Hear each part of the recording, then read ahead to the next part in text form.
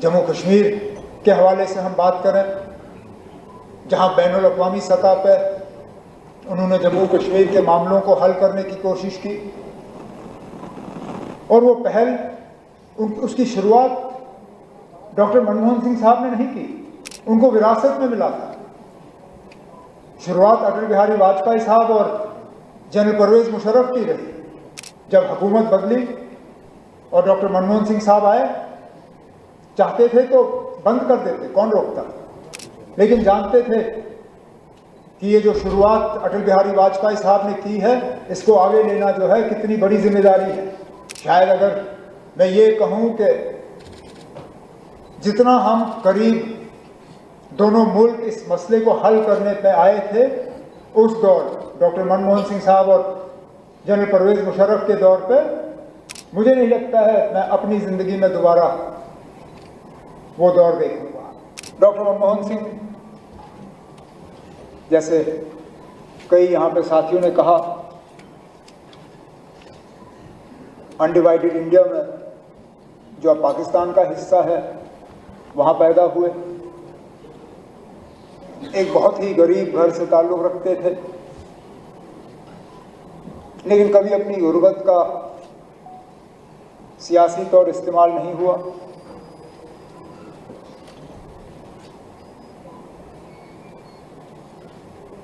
सड़क के किनारे लाइटों का इस्तेमाल करते हुए उन्होंने पढ़ाई की और वहाँ से जाके ऑक्सफोर्ड कैम्ब्रिज तक पहुँचे।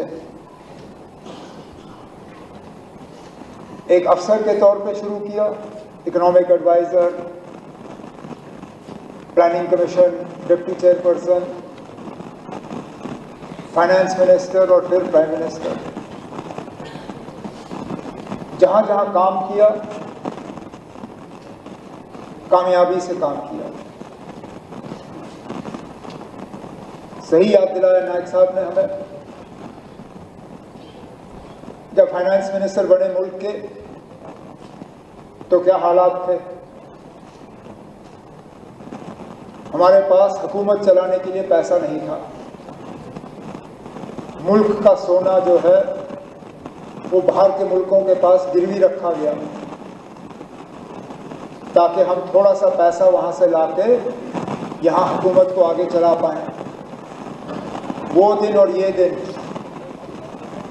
आज हम दुनिया के सबसे बड़े इकोनॉमीज़ में इस मुल्क के इकोनॉमी को जो है उनमें गिनते हैं।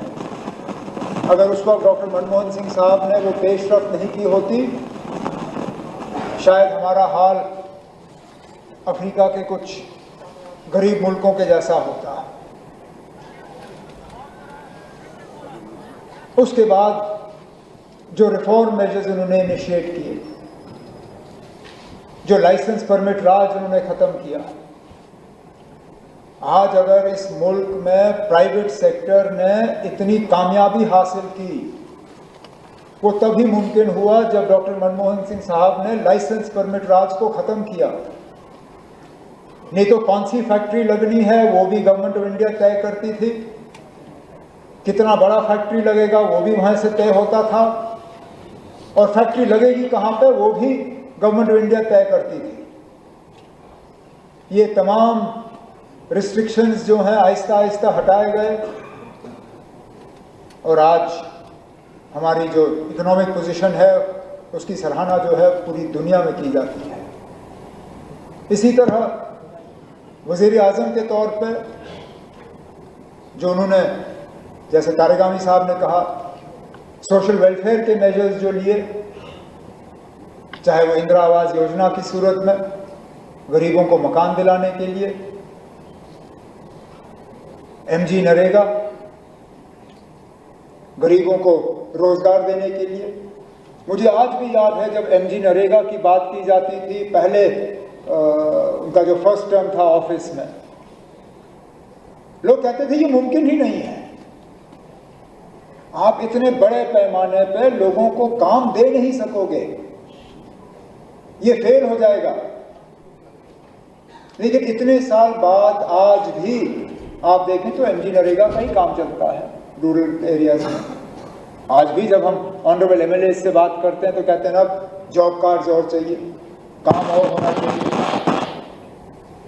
एमजी नरेगा के तहत काम उठाए जाने चाहिए। जम्मू कश्मीर के हवाले से हम बात करें, जहां बैनुल अक़वामी सतह पर उन्होंने जम्मू कश्मीर के मामलों को हल करने की कोशिश की और वो पहल उसकी शुरुआत डॉक्टर मनमोहन सिंह साहब ने नहीं की, उनको विरासत में मिला था। शुरुआत अटल बिहारी वाजपेयी साहब और जनरल परवेज मुशर्रफ की रही। जब हुकूमत बदली और डॉक्टर मनमोहन सिंह साहब आए, चाहते थे तो बंद कर देते, कौन रोकता, लेकिन जानते थे कि ये जो शुरुआत अटल बिहारी वाजपेयी साहब ने की है, इसको आगे लेना जो है कितनी बड़ी जिम्मेदारी है। और पूरी कोशिश की, इस बात के बावजूद कि बीच बीच में हालात खराब रहे।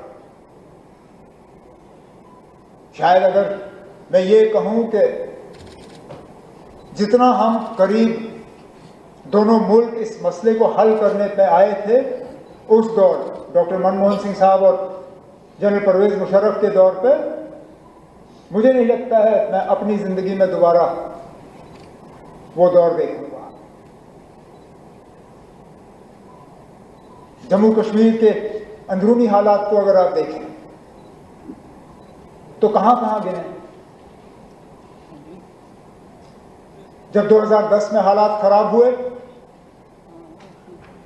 जम्मू कश्मीर के लोगों के जख्मों पर मरहम लगाने के लिए वर्किंग ग्रुप्स कायम हुए।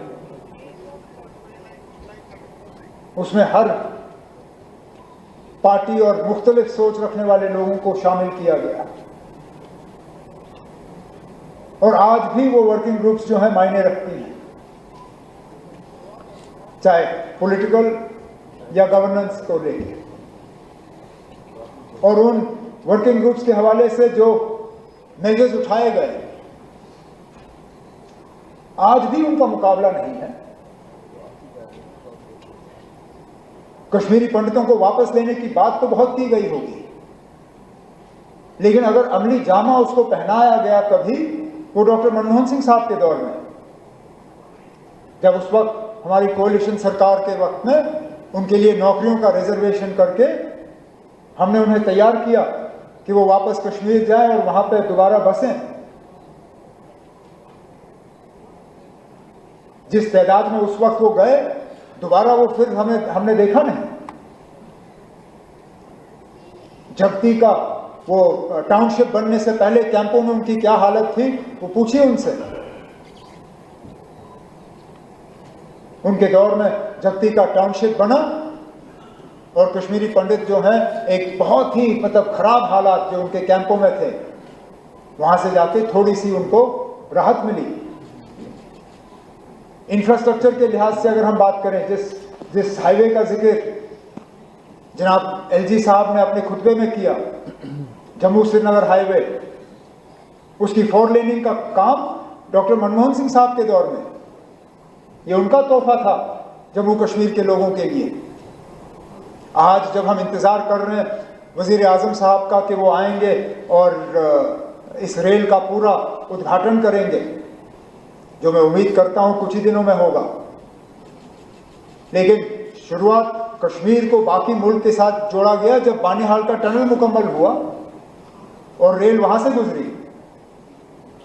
तब मैं उस वक्त ट्रेन पे डॉक्टर मनमोहन सिंह साहब के साथ था।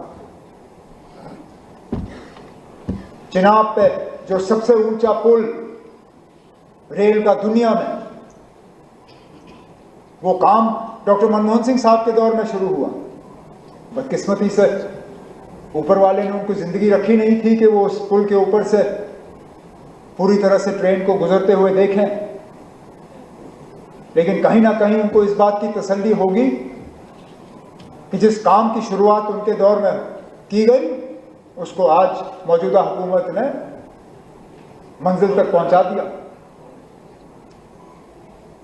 इसी तरह जब हालात खराब हो गए 2016 में, हालांकि डॉक्टर मनमोहन सिंह साहब उस वक्त वजीर आजम नहीं थे, लेकिन तब भी जम्मू कश्मीर के लोगों के लिए वो फिक्रमंद रहते थे। एक ग्रुप लाए, वो जम्मू में बैठे, श्रीनगर में बैठे, और जो जो उनसे मिलना चाहते थे उनसे मिले। गर्ज सिर्फ उनका ये था कि जो खराब हालात थे वो रुक जाए, जो लोगों की परेशानी थी वो परेशानी हल हो। बहुत मतलब मैं कहूं तो मिसअंडरस्टूड, और बिल्कुल सही कहा उन्होंने जाते जाते, जब उन्होंने अपनी आखिरी प्रेस कॉन्फ्रेंस की, कहा कि मैं मान के चलता हूं कि history will be a better जज of me than contemporary times, और शायद वही हुआ। इतने साल बाद शायद आज हमें एहसास है कि वो कौन थे जो 10 साल इस मुल्क के वजीर आज़म रहे, कौन सा दुनिया का